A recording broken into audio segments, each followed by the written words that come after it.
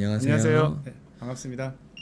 자, 오늘은 저희 이웃 병원인 이수상 원장님을 모시고 한번 얘기를 나눠보려고 해요. 네. 그러면 이제 눈부터. 네, 눈의 경우는 일단 뭐 칼을 대면 네. 일단 사람의 몸은 한번 칼을 대면 더 이상 이제 영구적인 변화가 생기기 때문에 되돌릴 수가 없다. 그러니까 칼을 대기 전에 내가 정말 칼을 대야만 하는 쌍꺼풀인지 그걸 먼저 생각을 해보셔야 됩니다. 대부분 이제 그걸 잘 모르시는 경우가 많고 네. 그냥 아무 생각 없이 뭐 누구 언니를 따라서 아니면 뭐 엄마를 따라서 어떤 병원에 가서 거기 있는 원장님이나 뭐 실장들이 얘기하는 대로 그냥 별 생각 없이 하는 경우가 많은데 어느 정도는 내가 절개를 해야 되는 눈인지 아니면 찝기만 해도 되는지 메모리나 자연유착을 저희가 보통 얘기하죠. 네. 그걸 먼저 본인이 알아야 될 것 같아요. 근데 원장님들마다 네. 그 스타일이 진짜 틀린 것 같아서요. 어떤 분들은 메모리랑 자연유착만으로 거의 다 할 수 있다. 그런 원장님도 있고, 네. 또 어떤 원장님들은 하늘이 내린 분만 자연유착을 해야 된다. 뭐 맞습니다. 10명에 한 분밖에 안 된다. 이런 분도 있고 너무 네. 다양해서 네. 원장님께서 어떻게 생각하시는지. 그러니까 일단은 네. 가장 먼저 네. 이제 자기가 거울을 보고 네. 이 눈썹을 이렇게 살짝 누른 상태에서 네. 눈을 깜빡깜빡 해보시면 네. 보통 대부분 쌍꺼풀이 없는 분들은 네. 안검하수가 대부분 좀 있기 때문에 네. 눈을 뜰 때 눈썹의 힘으로 눈을 뜨는 경우가 많거든요. 네. 그러니까 내가 눈을 뜰 때 눈썹을 좀 쓴다. 그 말은 네. 눈썹을 누르고 눈을 떴을 때 안 떠진다. 이런 분들은 절개를 하셔야 되고요. 아, 네. 네, 거의 100%는 아, 네. 절개를 하셔야 되고 네. 또 하나는 아침에 일어났는데 눈이 좀 많이 붓는 분들 있죠. 네네. 두툼하게 부어서 네. 여기 눈알하고 눈썹 사이에 골짜기가 살짝 져야 되는데 네. 골짜기가 없이 그냥 거의 두둑하기만. 두툼하게 있는 분들은 네. 지방을 빼야 되기 때문에 네. 그런 분들도 무조건 절개를 하셔야 되고요. 네네. 근데 네. 메몰로 하고 끝에만 조금 네, 째서 이제 부분 절개라고 해서 한때 네. 좀 있었죠. 앞에는 네. 좀 찝어주고 뒤쪽만, 왜냐면 이제 보통 이 중간에 눈동자 외측에 지방이 좀 많기 때문에 안화 네. 지방이 그래서 네. 그걸 빼기 위해서 바깥쪽만 절개를 했는데 네. 그게 또 잘 되면 괜찮은데 잘못되면 이렇게 눈을 감았을 때 네. 흉터가 여기서부터 뒤쪽만 보이는 경우가 있습니다. 네네네. 간혹 보면 살성이 대부분 저희가 그냥 경험적으로 볼 때 한 30% 정도는 살성이 대부분 좋으신데 네. 한 반 이상은 좀 흉이 많이 잡히고 뭐 이런 경우가 있습니다. 네. 그럴 경우에 이렇게 했는데 여기만 흉터가 있으면 그것도 되게 흉하죠. 그럴 바 아예 다 하는 게 다 낫죠. 있으면은 덜 그렇죠. 이상할 수 네. 있다는. 그러니까 저희가 쌍꺼풀 하신 분들 보면 네. 티가 나도 예쁘면 그냥 예쁘다고 인정을 해요. 아, 그렇죠. 네, 뭐 굳이 뭐 아우 쟤는 뭐 쌍수했어 난 쟤는 싫어 쟤 인조인간 같아 갖고 요즘에는 진짜 그런. 네, 그런 생각 아무도 안 합니다. 그러니까 네. 오히려 수술이 되려면 수술한 티가 나더라도 좌우가 어느 정도 비슷하게 전체적으로 이렇게 라인에 걸쳐서 흉이 있으면 상관이 없는데 뒤쪽만 있게 되면 그래서 그 방법은 제가 볼 때 그렇게 할 바에는 그냥 다 하는 게 나을 것 같고 아, 네. 나는 지방이 없거나 안 빼도 되는 경우는 이렇게 찝기만 해도 네. 그러면은 우리 인구가 10명이라면 네. 메모리랑 자율착으로 가능한 사람이 몇 분쯤 생각하면 안 그러니까 다 그래도- 사람마다 의사들마다 다 틀리겠지만 그렇죠. 네. 네. 근데 원장님께서는 대충 어떻게 제가 볼 때는 네. 좀 드문 편인 것 같고요. 제가 네. 안 그래도 오기 전에 제가 좀 검색을 해봤더니 네. 저희 한국 사람이 중국 사람이나 일본 네. 사람보다 쌍꺼풀이 좀 더 없는 편이고 우리나라 눈이 제일 없는 거군요. 네, 뭐 그렇다고 하더라고요. 네. 인종적인 차이로 아무래도 이 남반계가 좀 쌍꺼풀이 좀 큰데 우리는 그런 좀 분들이 조금 덜 섞이고 저희는 좀 북반계에서 좀 많이 내려온 것 같아요. 일본하고 네. 좀 다르게 중국하고도 좀 다르게. 네. 그래서 전체 인구의 한 30% 정도만 자연 쌍꺼풀이 있다고 돼 있더라고요. 네. 어떤 분 연구하신 분이. 네. 그러면 그 전체 30% 나머지 70%는 쌍꺼풀이 없는데 쌍꺼풀이 없는 분들 중에서도 네. 안검하수가 있는 분이 있고 쌍꺼풀이 없지만 안검하수가 없는 분들이 있어요. 네.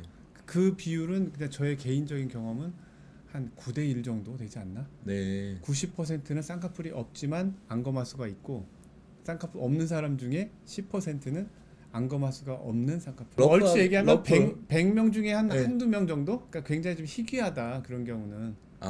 그러니까 자연유착만으로 그렇죠. 지방도 안 빼고 지방도 자연유착만으로 안 빼고. 그렇죠. 자연유착만으로 순수하게 되는 분들은 네. 그렇게 흔하진 않다. 알겠습니다. 그러면 주로 네. 어떤 쪽으로 많이 권하게 되세요? 환자분들 똑같이 오시면? 이제 그렇게 지금 제가 말씀드린 것처럼 똑같이 진단을 하죠. 딱 봤을 때 안검하수 있을 때는 이러이러한 설명을 해서 무조건 절개를 해서 쪽으로? 안검하수를 해야지만 예쁜 네네. 눈이 되고 네. 그냥 봤을 때 매물만 해도 될 것 같은 눈은 바로 매물을 권하는데 미리 이제 오셔가지고 나는 째는 거 싫다. 그냥 뭐 괜찮아도 뭐 지방도 안 빼고 뭐 다 괜찮으니까 그냥 찝기만 해달라 하시는 분도 있어요. 네. 그런 분들은 또 그 원하는 대로 이렇게 해드리고. 백이 한둘이면 진짜 하늘이 내리는. 네, 그러신 것 같아요. 네. 쌍꺼풀이 없지만 눈동자도 다 보이고 네. 눈도 크고 시원한 분들이 의외로 있더라고요. 네네. 앞트임에 대해서도 말씀해 주실 수 있어요? 네. 그 앞트임 같은 경우도 뭐 2, 30년 전부터 계속 여러 방법들이 이제 개발되어 왔는데 네. 그때만 해도 이 앞쪽을 이렇게 삼각형으로 이렇게 찢어서 피부를 네. 이제 제거하고 이렇게 당겨주는 이제 그런 방법들이 있고 뭐 그 네. 여러 방법들이 있는데 네. 이쪽은 우리가 눈꺼풀이 일반적으로 흉터가 잘 안 생기지만 네. 이 앞트임 부분 여기 보면 이렇게 빨간 살 뭐 한국말로 누호라고 하는데 이 네. 빨간 살 부분이 좀 텐션이 많은 부위예요. 여기 네. 보면 뭐 내안각 인대란 뭐 이런 것도 있고 뭐 그래서 이 부분은 의외로 흉이 좀 잘 생겨서 그 수술 방법을 잘못 이제 선택을 하면 앞트임 부분에 흉터가 남아가지고 이 흉이 이렇게 좀 네. 그 V자 모양으로 여기 좀 잡히는 경우가 있죠. 누운 V자 모양으로. 네네 네네. 그렇죠. 네. 그래서 그거는 그 병원에서 저희가 요즘에 뭐 한 10년 전에 개발된 방법이긴 한데 그 방법도 계속 이제 새롭게 업그레이드가 되고 있어서 그냥 리드래핑 방법 아니면 또는 뭐 그냥 매직 앞트임 방법 뭐 그냥 보통 일반적으로 그렇게 얘기하고 있어요. 그래서 그렇게 어떤 병원을 가셨을 때 혹시 앞트임은 어떤 방법으로 하시냐 이렇게 그 원장님한테 물어보면 대충 그림으로 그려 설명해 주시는 분들이 많을 거예요. 네. 그래서 그 방법으로 이렇게 하시면 네. 안전하게 될 것 같아요. 알겠습니다. 네. 뒷팀, 네, 뒷팀에 대해서도 한번 말씀해 주세요. 네. 그 다음에 또 이제 자 있죠. 보통 집에 있는 뭐 30cm 자 같은 걸로 네. 자기 눈의 요 앞에서부터 뒤까지 길이를 한번 재보셨을 때 네. 제가 보면 대부분들은 한 그 한국 사람의 특징이 이 눈이 좀 작고 뒷골이 눈의 뒷부분이 이렇게 올라가서 막혀 있는 경우가 많거든요. 네네. 이런 분들은 대부분 길이를 재보면 한 24에서 25mm 정도 되는 것 같아요. 네. 3cm가 안 되는 거죠. 네. 근데 눈이 좀 큰 분들은 실제 재보면 3cm가 넘어서 35mm까지 가는 이 좌우 길이가 되는 경우도 있는데 보통 한 25mm 정도 되면서 약간 이렇게 위쪽이 막힌 것 같은 이런 눈을 가지신 분들은 네. 뒤트임을 하는 게 좋으시죠. 근데 그렇군요. 뒤트임은 네. 쌍꺼풀을 처음에 할 때 일반적으로 같이 권하진 않고 네. 보통 앞트임과 쌍수는 같이 하지만 뒤트임은 좀 지내보다가 나는 지금보다 눈이 좀 더 커지길 바란다 이런 경우에 하는 경우가 많습니다. 네. 밑트임도 많이 얘기가 나오는데. 네, 그래서 이제 밑트임이란 방법은 물론 그걸 하시는 선생님도 지금 계십니다. 근데 저는 네. 개인적으로는 좀 반대하고요. 밑트임을 하게 되면 눈 모양이 이렇게 돼요. 이 네. 부분을 이제 굵게 밑으로 이렇게 파내는 것 같은 모양이 되는데 실제 네. 눈을 이렇게 눈꺼풀을 제껴서 네. 안쪽에 있는 그 빨간 살 점막을 일부를 제거를 하면서 이렇게 꼬매주면서 이걸 아래로 키우는 방법인데 네. 그 방법 자체가 좀 너무 좀 어거지 아닌가. 눈을 너무 키우는 데만 이렇게 포커스를 맞추다 보니까 모양이 이상해지는 거죠. 자연스럽지가 네, 않. 눈이 커진다고 다 예쁜 건 아니잖아요. 예쁘게 커져야지. 네. 막, 네, 명언이시네요. 눈을 그래서 네. 뭐 사방트임이란 말도 있잖아요. 요즘 병원에서 막 하시는 분도 있는데 네. 우리가 항상 뭐 조화와 이제 어떤 밸런스를 맞추면서 아름다움을 추구해야 되는데 무조건 네. 키우는 거에만 집중하다 보면 뭐 눈이 뭐 예를 들어서 그 이렇게 커진다고 해서 이게 예쁜 건 아니잖아요. 네. 이 정도까지만 하면 네. 그래도 자연스럽게 어떻게 보면 요즘에 우리가- 뒷팀도 잘 안 붙게 하는 방법도 있지 않습니까? 꼭 예, 붙는다고 생각할 수는 안. 네, 안 그것도 되는 이제 거죠. 또 방법이 계속 그 업그레이드가 돼 왔는데 네. 예전에는 이걸 어느 한쪽으로 이렇게 뭐 이 뼈에 걸어준다든지 뭐 네. 근막에 걸어주는 뭐 여러 방법에 있어서 요즘엔 네. 붙는 거에 대해서 걱정을 잘 안 합니다. 네. 오히려 너무 안 붙어서 아. 나중에 다시 또 붙이는 네. 경우도 있습니다. 네. 네. 미스코를 여러 번 하면 네. 나중에 코 수술하기 어려워지는 것은 아닌가 하는 아니 걱정이 근데 있어요. 괜찮더라고요. 제가 아, 보니까 그렇습니까? 근데 네. 미스콜을 여러 번 하면 미스콜 하기는 힘들더라고요, 확실히. 미스코를 반복을 하기는 네, 그런데 그 자리에 계속 네. 스카가 생겨가지고 네. 바늘도 안 들어가고 이게 네. 이 자체가 좀 딱딱해지는데 네. 그 정도는 사실 수술하다 보면 이렇게 큰 유착이 아니어서 네, 네. 어차피 그 밑으로 들어가니까 그냥 뭐 상당히- 그렇죠. 아니 그리고 뭐 그냥 일반적으로 방리할 때 약간 힘든 정도? 그러니까 아. 수술을 방해할 정도는 아닌 것 아, 같아요. 그럼 이제 말씀. 네, 네, 그럼 이제 코에 대해서도 한번 네. 얘기해 주세요. 네.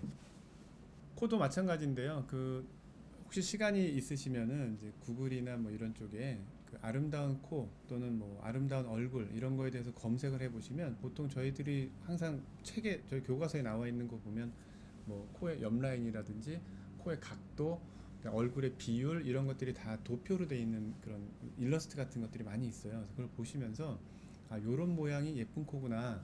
그래서 그걸 먼저 본인이 아셔야 돼요. 그래서 안 다음에 내 코를 한번 보는 거예요. 아. 내 걸 봤더니 얼추 거기 나온 거 비슷한데 뭐 이런 부분이 조금 아쉽다 아니면 전체적으로는 각도나 이런 건 다 좋은데 전체 코가 조금 작다 이런 경우는 굳이 수술을 안 하셔도 간단하게 뭐 코필러라든지 아니면 뭐 실을 이용해서 좀 이렇게 성형을 하는 걸로 충분히 돼요. 코 성형에 대해서 또 되게 환상을 갖고 계신 분들이 많은 것 같아요. 근데 코 성형은 진짜 쌍수보다도 너무너무 많은 문제가 생길 가능성이 있는 수술이고 변수가 많아서. 네, 변수가 너무 많아요. 이제 네. 일일이 다 왜냐면 아무리 그 원장님이 예쁘게 해놔도 네. 내가 자다가 코 한번 이렇게 뭐 흥 풀다가 삐뚤어질 수도 있고 뭐 보형물 어디 가다가 뭐 이렇게 부딪힐 수도 있잖아요. 뭐 네, 운동하다가 네. 뭐 이렇게 그럼 또 보형물 여기다가도 이렇게 삐뚤어질 수도 있고 그다음에 보형물을 이렇게 코뼈 위에 올려놓는 네. 과정에서 코뼈가 고르지 않기 때문에 중력에 의해서 한쪽으로 이게 시간 지나면서 이렇게 내려올 수도 있고 뭐 그러니까 처음엔 괜찮다가도 또 2, 3년 지나서 네. 그래서 보통 코 수술하고 한 3개월까지는 대부분 좋아하세요. 왜냐면 그때까지만 해도 저도 수술하는 사람도 신경을 많이 쓰고 본인도 되게 이제 조심조심할 거 아니에요. 네. 근데 그 이후에는 이제 내가 코 수술했다는 걸 잊고 지내다 보면 어느 순간 되면 삐뚤어지고 뭐 다시 낮아지고 뭐 이런 경우가 좀 많이 생기는 것 같아요. 사실 또 뭐 조건이 좋은 분은 괜찮을 텐데 사실 내가 가진 조건이 요거밖에 안 되는데 네. 이렇게 많이 예뻐지려고 하다가 또 그렇죠. 그게 근데 많이 예뻐질 것 같은 느낌이 들잖아요, 사실은. 한번 뭐- 가면 다 그 우리 연예인 코처럼 될 것 예, 같은. 맞습니다. 그래서 네. 그 직후 결과는 대부분 우수해요. 코 수술 하시는 분들 기본적인 어떤 그 수술 방법을 아시는 분들은 네. 그러니까 그 직후가 보통 한 3개월까지. 네. 근데 3개월 지나고 내가 코가 너무 이제 좀 작다든지 뭐 이렇게 들창코라든지 뭐 코가 또 조직이 또 딱딱하신 분들이 있거든요. 네. 그런 분들은 이렇게 좀 들창코를 밑으로 좀 내려놨는데 네. 결국은 내가 원래 코로 돌아가려는 성질이 있다 보니까 네. 다시 또 들창코가 된다든지 이쪽에 또 뭐 구축이 온다든지 보형물이 변형이 된다든지 뭐 여러 문제가 있을 수 있습니다. 혹시라도 뼈 수술을 이제 네. 고려하신다면 네. 뼈 수술은 그냥 이유 불문하고 저는 말리고 싶습니다. 저는 인위적으로 이제 네. 얼굴에 있는 물론 저도 이제 뭐 15년 전, 10년 전까지만 해도 이제 네. 윤곽 수술을 이제 시도를 했었는데 네. 그거를 이제 장기적인 결과를 볼 때는 그게 꼭 몸에 도움이 되는 수술은 아닌 것 같고 어떻게 보면 몸에 좀 해를 좀 가하는 것 같아요. 그럴 수밖에 없죠. 멀쩡한 뼈를 다 이제 박리를 해내고 벗겨내서 인위적으로 그걸 잘라내고 다시 이어 붙이고 이런 과정이 그게 정상적인 건 아니잖아요. 뭐 원장님도 아시겠지만 뼈를 이어 붙일 때 그냥 붙여놓으면 붙습니까? 이거 드릴로 구멍을 뚫어가지고 저희가 티타늄으로 된 나사도 받고 톱으로 썰고 정말 굉장히 그 수술 과정도 무섭고요.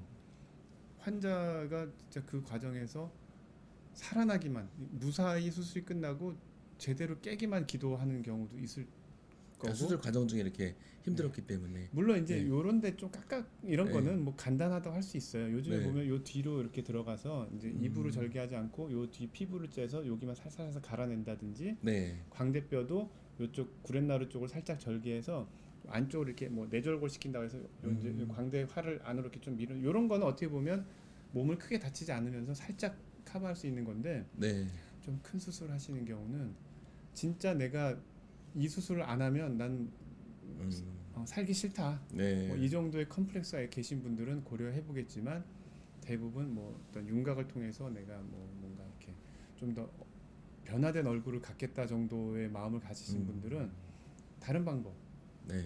다른 방법들이 지금 많습니다. 처음 만약에 이런 성형 수술이나 시술을 접하는 분들한테 이제 좀 그래도 덜 실패하고 꼭 하고 싶은 분도 있잖아요. 이런 게 어렵더라도 그래서 그런 분들한테 이제 처음으로 권해주고 싶은 시술들이 있으면 소개를 좀 부탁드릴게요. 네, 일단 그 뭐 잘 아시겠지만 쌍수는 무조건 하시는 게 맞고요. 네. 아, 네. 기능적인 예뻐지는 것도 있지만 쌍수는 기능적인 그렇죠. 개선도 네, 같이 아마 가는 거니까. 본인이 뜨는 힘이 이제 많이 세지면서 네. 이마에 주름도 안 생기고 뭐 계속 이제 안검하수가 있게 되면 이마를 이제 많이 쓰다 보니까 뭐 한 25만 됐는데 여기에 거의 심하 깊게 주름이 생길 수도 있고요. 쌍수만큼은 또 이렇게 꼭 미용이라고 할 수는 또 없는 거죠. 이게 그럼요. 기능적으로도 네. 그 실제로 30대에서 이제 간혹 쌍수를 이제 하시는 분들한테는 제가 네. 뭐 미용적인 것보다는 기능적 쌍꺼풀이다 뭐 이렇게 얘기하는 경우도 있습니다. 상당한 쌍수는 아무튼 해야 되는데 네. 절개를 할 거냐 그냥 메모를 할 거냐는 앞에 설명드린 대로 결정을 네. 하셔서 하시는 게 좋고 네. 되도록이면 그 너무 높지 않은 쌍꺼풀 하시는 게 좋아요. 그래서 일반적인 높이가 보통 한 8mm 정도. 8mm라는 게 이렇게 눈을 이렇게 실눈을 떴을 때 네. 속눈썹에서부터 그 위에 쌍꺼풀이 생기는 그 네. 라인이 한 8mm 정도면 네. 크게 망하지도 않고 속된 말로 그 소세지 같은 경우도 이제 거의 안 생기는 높이이기 때문에 네. 그게 좋으실 것 같고 네. 성형을 할 때 너무 이렇게 큰 변화를 원하는 것보다 작은 변화를 추구하시는 게 좋고 효과보다는 안전 쪽으로 택하시는 게 네. 나중에 길게 봤을 때 후회하지 않는 선택이 될 수 있습니다. 네. 좋은 말씀 감사하고요. 저 네. 그냥 개인적인 욕심으로 궁금한 네. 게 있는데 네. 요즘에는 그런 분들 많이 없겠지만 아웃라인 원하시는 분 있잖아요. 안쪽에. 예. 저는 그렇게 제가 약간 그렇게 잘 어울리는 사람을 많이 못 본 것 같아서 네. 원장님께서는 어떻게 생각하시는지. 저의 개인적인 생각은 네. 저희가 아웃라인이 사실 동양인한테는 거의 없고요. 네. 서양인들 눈을 이제 영화나 이런 거 볼 때 서양인 배우들을 쭉 보면 대부분 아웃라인이 많이 있는 것 같아요. 그래서 그 네. 이유는 서양인들은 쌍꺼풀 높이가 거의 한 이렇게 이 속쌍꺼풀에서 위까지 재보면 네. 1cm에서 1.5cm까지 엄청나게 높거든요. 네. 그래서 아마 거울을 보면서 자기가 이쑤시개 이렇게 쌍꺼풀 만들다 보면 네. 한 여기서부터 1cm까지는 인아웃 또는 인라인으로 쭉 가다가 1cm가 넘어가면 어느 순간부터 이게 아웃라인이 잡히게 될 거예요. 네. 그러니까 그 말은 억지로 아웃라인을 만들면 네. 라인이 너무 높아지고 네. 라인 자체가 이상하고 어색하다, 자연스럽지 못하고. 그래서 이거를 네. 가장 좋은 거는 네. 그 이쑤시개로 이걸 라인을 만들었을 때 그 생기는 라인을 그대로 만드는 게 제일 좋아요. 그러니까 높이는 의사분이랑 우리 환자분이랑 같이 정하지만 네. 이 옆으로 나가는 라인은 신이 준 그 라인 맞습니다. 그대로 네. 나가는 타고난 것이- 대로, 네. 타고난 대로 생긴 대로 잡는 게 좋습니다. 아, 네. 근데 그거는 이제 억지로 자꾸 아웃라인을 빼려고 네, 하면 네, 네. 모양도 이상하고 라인이 높아지니까 결과적으로 네. 수술을 실패할 수가 있습니다. 아, 원장님 앞으로도 자주 네. 나와 주실 수 있죠? 아니 진짜 불러만 주시면 아, 언제든 병원 영광입니다. 바로 옆이라서 네.